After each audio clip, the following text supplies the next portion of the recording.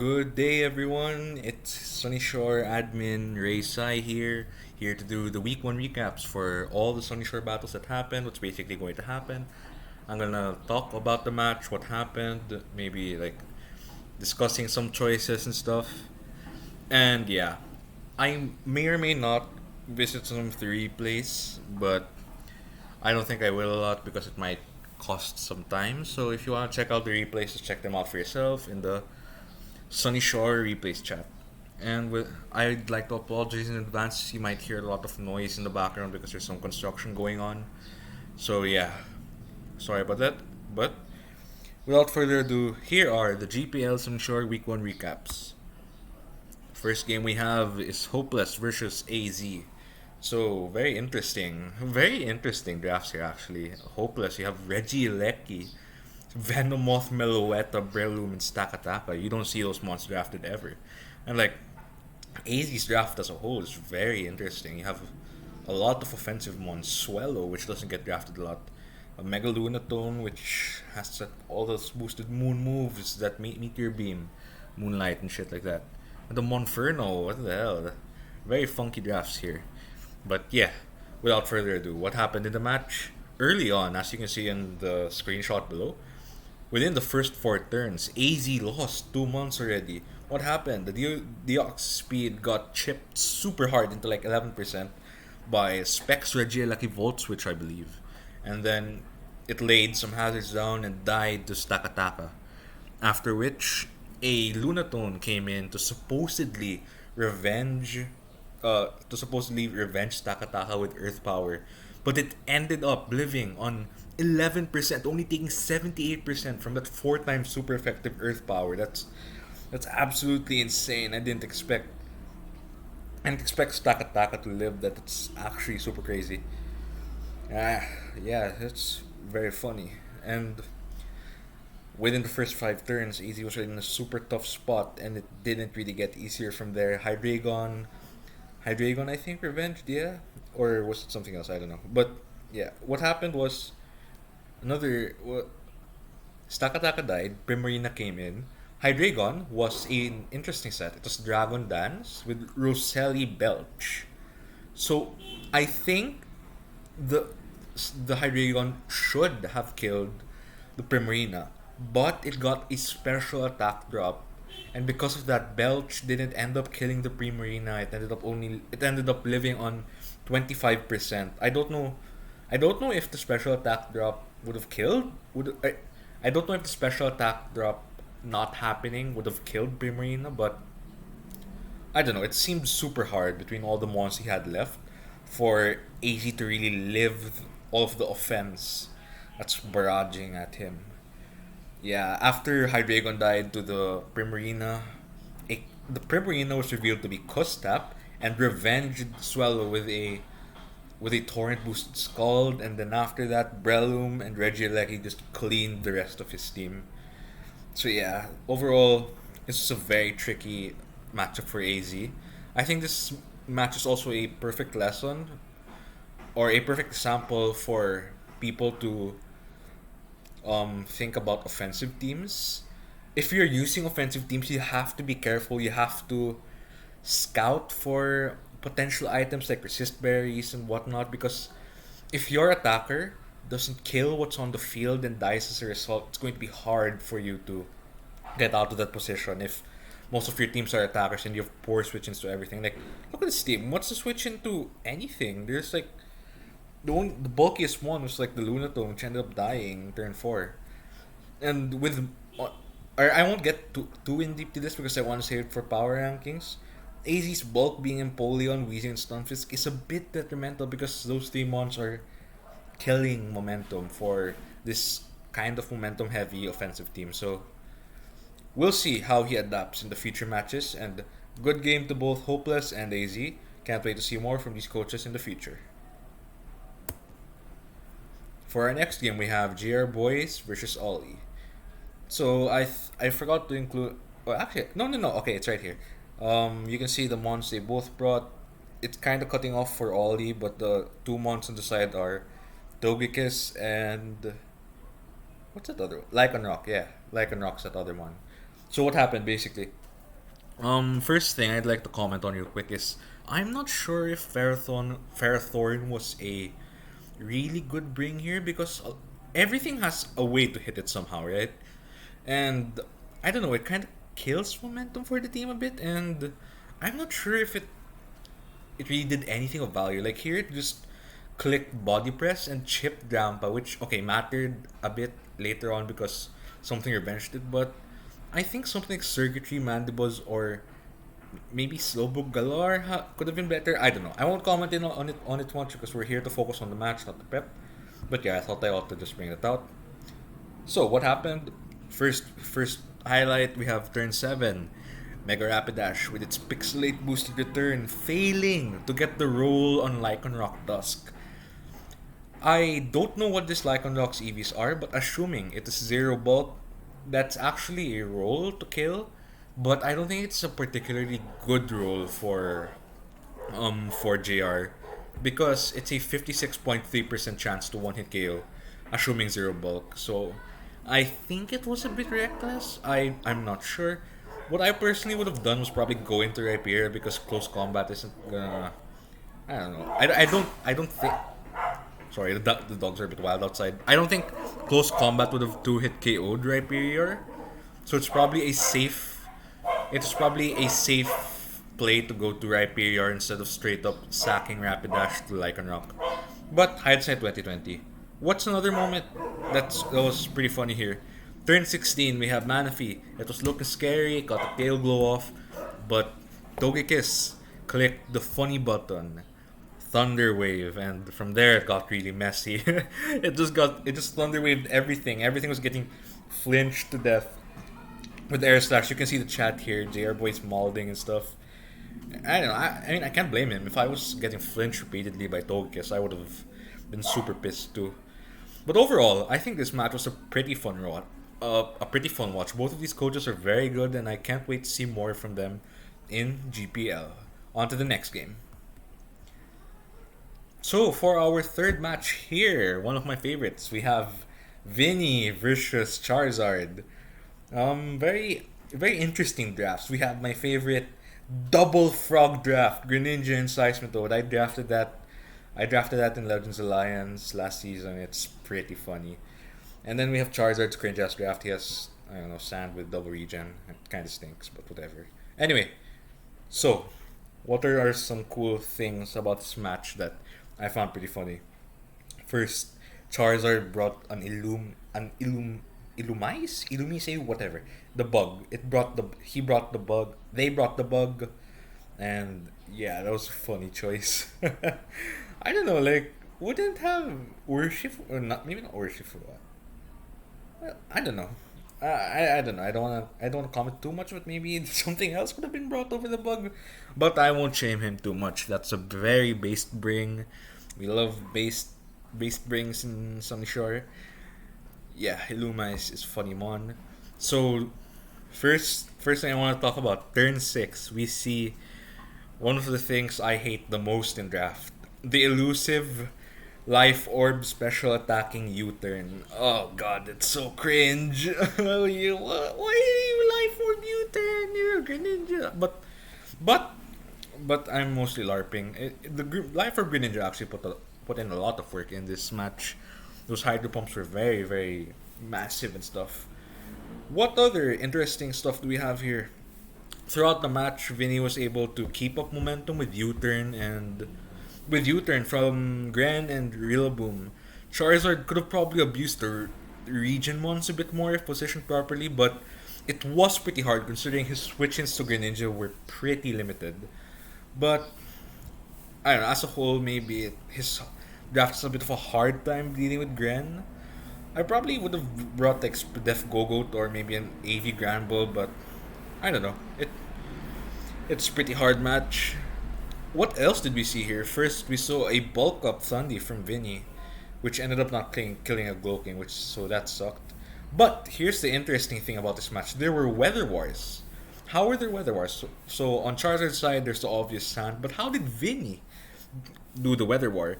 He had manual rain Damproc Jirachi and manual rain Seismitoad.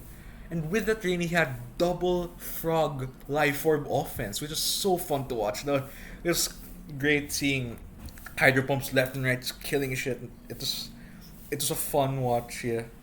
And I think Charizard later on in the game actually pulled off some really good moves also. Like when Tornadoes came in on the last turn of rain, knocked Jirachi's damn proc, and seemed to have the upper hand. But Seismitoad was revealed to have Rain Dance and dealt big boy damage. 90% to Torn with the Life Orb boosted Hydro Pump. And ultimately, the game ended with Soul Rock clicking Explosion and crashing the server. That was a very funny game from both sides, and I'm looking forward to seeing more from both of these LARPers in the future. We have Game 4, Raysai versus Pasta Supper. So I don't think nothing much really happened within the first four turns. We had the Metagross making a very good read from Pasta, clicking Earthquake on the Tran that came in, activating the Shuka. I mean, it was kind of telegraphed actually on Rice's part because like he didn't have a switch into Metagross, so I think Kitan coming in was pretty obvious. So Earthquake was really free. What was anticlimactic though is Rise Heatran quickly killed the Metagross with a Magma Storm after. So, and Metagross dying was pretty huge because it was threatening to Rise draft. Throughout the match, we see Aromatisse Mega doing what it does best, which is chipping random shit with Tantalize. That was annoying.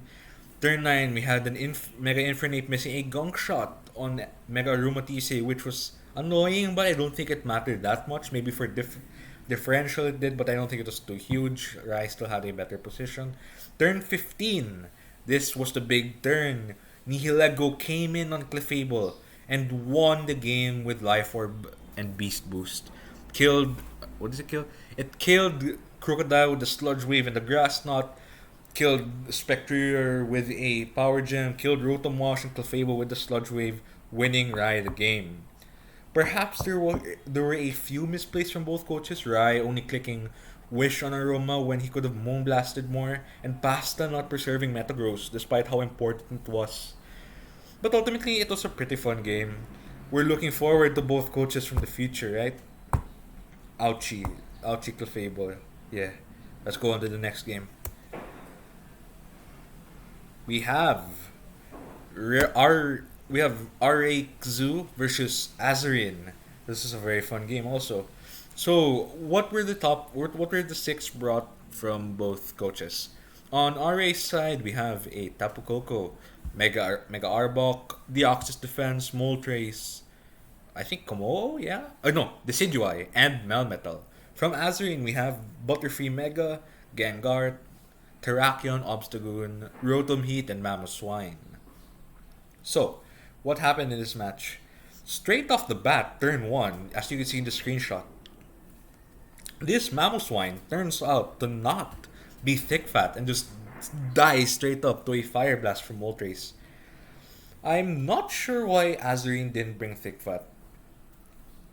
If I had to guess, it was either probably a prep issue, or he forgot about it, or because he was worried about Intimidate from Arbok. And I don't think the latter is too likely, so it's probably he forgot it in prep.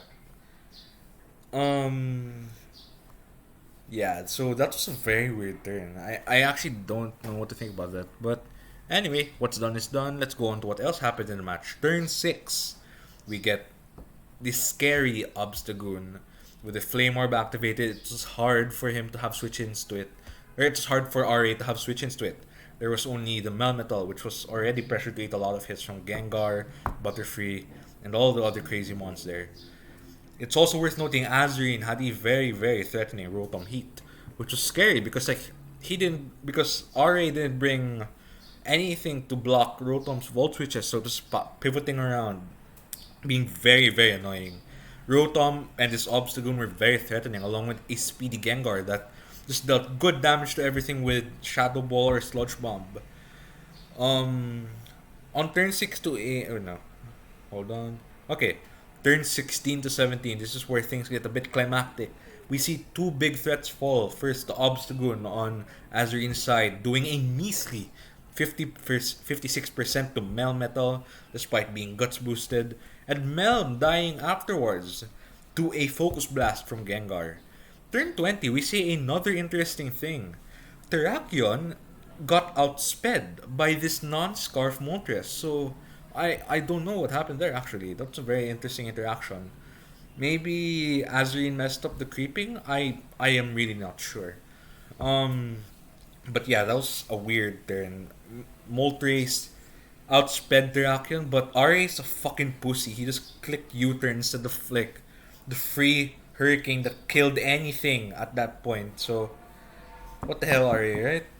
Why didn't you go for hurricane? That's pussy. Anyway, so as the game ends, we see a scary Butterfree making some last-ditch attempts at quiver dancing, ultimately failing because it dies to a juicy Thunderbolt from Coco, revenged by a Shadow Sneak from Decidueye. Quite an enjoyable game from both sides. There were a few misplays, but overall, I don't think it was a bad match. That was a very fun watch. Up next, we have HGC versus Lemuro. Standard game. It's a very standard game, but there were some interesting events. What were the six brought by each team? First, we have HGC. He brought Raikou, Landers, Comfey, Primeape, Blossom, and Celesteela. On Lemuro's part, we have Zeraora, Decidueye, Buzzwole, Mach, Steelix, and Reuniclus. So what happened in the game? We saw some interesting things like this Magic Guard Calm Mind Reuniclus, and HDC bringing an Encore Comfey to answer said Reuniclus. We also see a Roar Steelix that phases out the Blossom after it tries to click a Swords Dance. Then, once we reach turn 17, my favorite moment in the game happens. We see the dangerous Mosquito P-jabbing Comfey and critting the Raikou for 2 kills in a row. Losing Raikou was pretty unfortunate on HEC's part, and it was kinda hacks, yeah, but it's probably getting revenged even if it didn't get critted. But yeah, Buzzwole being dead would have been huge for HGC, so who knows? It would have been a different fight altogether, but what happened has happened. Anyway, my another moment that I thought was pretty cool, Celesteela versus Buzzwole, a Mexican standoff. Um, did this mean anything for the battle? Not really. I just like the Ultra Beasts, so seeing them together was kind of cool. Anyway, Mega Blossom clicks Swords Dance and claims Reuniclus, only for the Brazingo Buzza to come back in and claim more lives with the Scarf boost or with a Scarfed close combat. And in the last moments of the match, we see Primeape attempting to set up on Lemuro, but Alumok kept hazing and hazing his own bulk ups.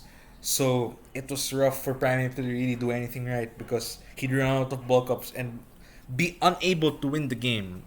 So once Alumok died, Zeraora came in, clicked bulk up, and won the game. Quite a fun game from both. I enjoyed that one. I wish there was less hacks, but what can you do? It's Mons. So on to the next match. We have the last match, I think, yeah. We have Noe versus Ducky. The Fighting Cats versus Lando T-posers. Very interesting drafts from both sides. I see some ones that I think are kind of cool. Like Mega Grimmsnarl, Conkeldurr, Keldeo. I love Keldeo. Toxtricity and Entei. A very, very interesting match. It's quite ferocious. Right off the bat, turn 1, we see a Mega Grimmsnarl clicking Darkest Lariat doing a measly 20% to Swampert. It was intimidated, but I don't really give a shit. I hate Mega Grimmsnarl, so it's bad for doing 20% to a Swampert. And Mega Grim came also again later on in the a few turns later in the match. It critted a Mew, right? With a Darkest Lariat. You'd think it would do a lot of damage even through Colbur, but it ended up only doing 44% to a Mew with a crit. Even if it's through Colbur, that's pretty ass, bro. I don't know, man. That's kind of sad. But anyway, yeah, so we get some valuable information about Mew being Fist Def and this Grimstar being absolute garbage. And yeah, what else happened? Mew reveals to be Toxic Taunt and Roost, annoying Noe's Registeel. Registeel was able to beat this Mew, right? So we have Norway's big Conky, the Conkeldurr, coming in turn 7, getting that Flame Orb. It forces Mew into a Mexican standoff, doing big damage with Knock. But even more notably, big damage with Facade. Look at that calc right there.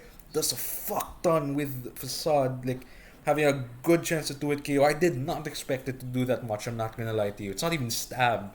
Conkeldurr's just built different, man. So yeah. Unfortunately for Norway, this wasn't a 1v1 he could have won because Conkeldurr was on timer since it was burnt. It was slowly dying while that Mew just kept roosting and roosting. I actually don't know why that switched out, but he switched out Mew and sacked Swampert actually, which I'm not sure what to think about that play. But anyway, right after that, after after Swampert died, I believe it was it? I forgot what came in. I think it was Landers. Nah, I don't think it was Landers. Something came in, but anyway, a few turns later, we see Garchomp versus Landers on the field. This Garchomp that got a plus one boost, dealt 97 or 98 to Landers, leaving it at 2%. And Landers, what I expected to be a defensive Landers, dealt 85 to this to Garchomp. That's insane damage. It wasn't even defense dropped. It's just Garchomp, right? It took 85 from an earthquake. It's really in the heat of the moment, right? This match was insane. And since it got chipped, Landorus unfortunately died. And before this Garchomp could get the snowball rolling with Scale Shot, Mega Mightyena came in and revenged it with Sucker Punch. So, what do we have next? We have the Entei from that, dealing big boy damage, crunching Slowking, and destroying Grimmsnarl with Sacred Fire at 59%. A very dangerous doggy. Very dangerous doggy right here. After a few sacks here and there, Entei cleans up the last three and winning the game. This was a very fun match to watch. I love this game. Maybe on Noe's part, he could have sacked something else turn 23 besides Grimmsnarl, like perhaps Talonflame, but I don't know. Hindsight 2020.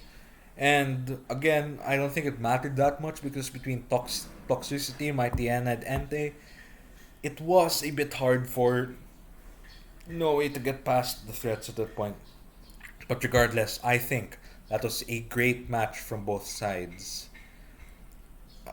So, what do we have last here? We have the Kill Leaders.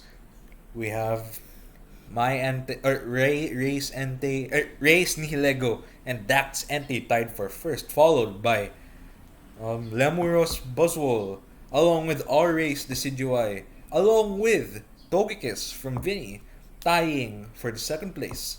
And in third place we have Zero Aura from Lemuro. And for fourth place we have in a four-way tie Gengar, Heracross, Mega Butterfree, and Mega Mightyena. Very tight kill leaderboard right here. And here are your standings. And yes, that is the Sunyshore Week 1 recaps. I forgot to put a thank you screen here, so just enjoy this thumbnail for now.